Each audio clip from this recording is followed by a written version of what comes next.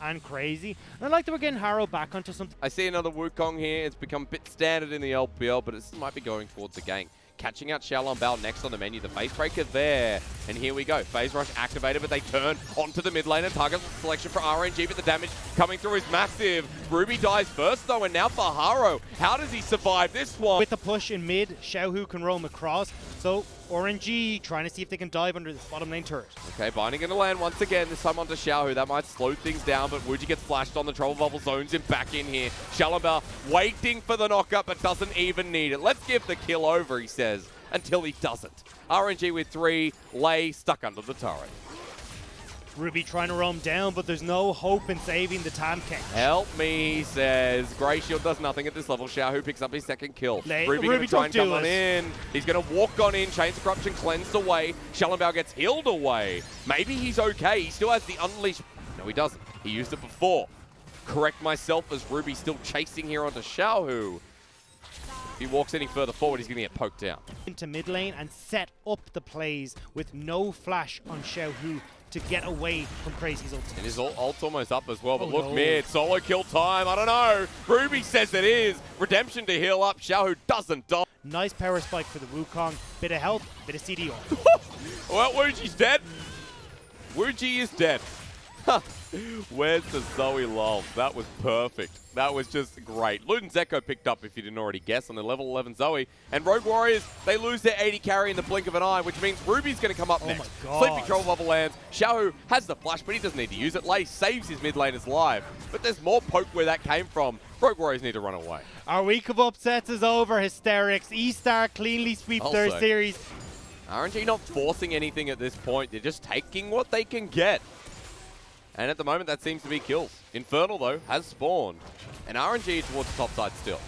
Crazy forced to ult away in the mid lane. RNG had collapsed onto him. Rogue Warriors will get the dragon. That's a mouth fight. Cataclysm's going to come down. The setter ult comes through. Xiaolongbao goes golden. Xiaohu's tanking up the turret and does for the time being to save his jungler's life. But another kill goes over. Salty. Xiaohu steals a flash and burns his own. The re-engage from RNG onto Lei. He's still tanking up, but the poke comes in the backside. He then flashes forward. A 3-man, 2-man. Scatter the week here with the Wukong. But Crazy ults away. Cataclysm forward. Rogue Warriors are not dying, but RNG aren't either. As engaged from Longxing, yet to get onto Ruby. Ming comes forward as well. Poke to follow up. This is a long one here, but it's going all RNG's way as Lei flashes away, and that's all she wrote. Usually in a team composition like RNG's, they would struggle with heavy engage with Harrow and Crazy at the forefront of that. But because of how far ahead they are, they have the ability to kite back.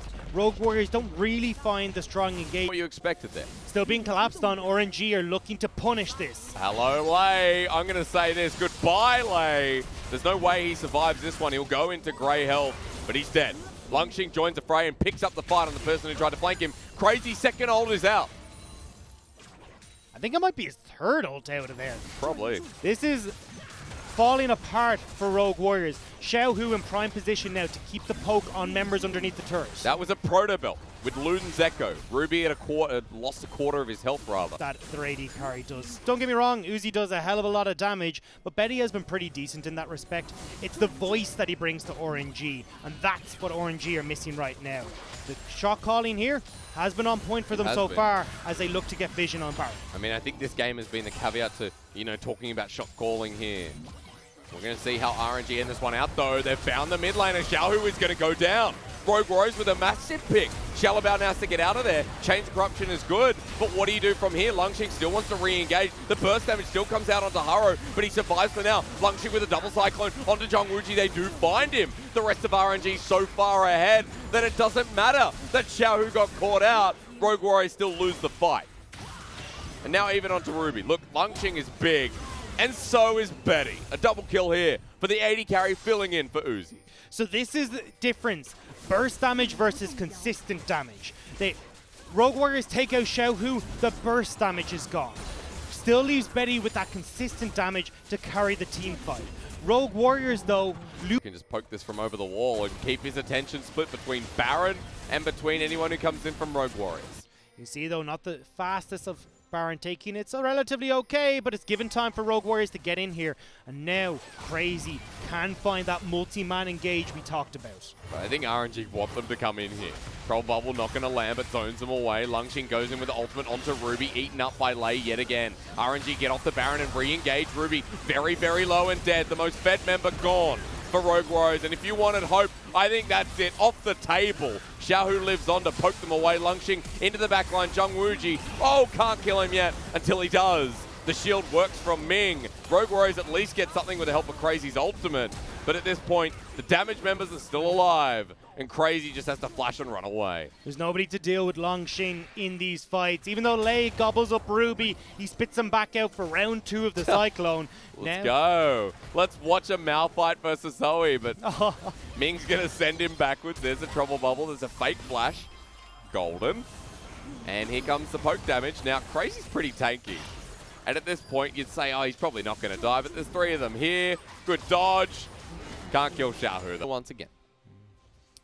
This is classic RNG though. One of the slowest game times in the LPL.